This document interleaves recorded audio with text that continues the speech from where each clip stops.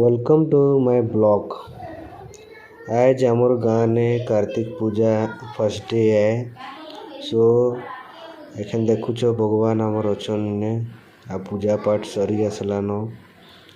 आज का कीर्तन हबार थिला हेले के जाने मुई तो लेट आसली हेले आज डे 1 है हेले पिला माने भी एंजॉय करूछन। छुआ गुरा नाचुछन देखो गाँव रो।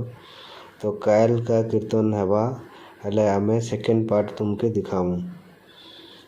होप सबै माने भल थिबो भगवान कर आशीर्वाद रे।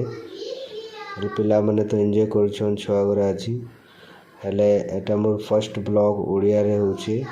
हेले काल का नेक्स्ट एपिसोड में देखाबी एंता आमे पूजा करूछु काटा गाँव ने रखीछन आ काना नेक्स्ट करबा लगी चाहूछन हेले सेकेंड पार्ट काल का मुई आपन को जणाबी।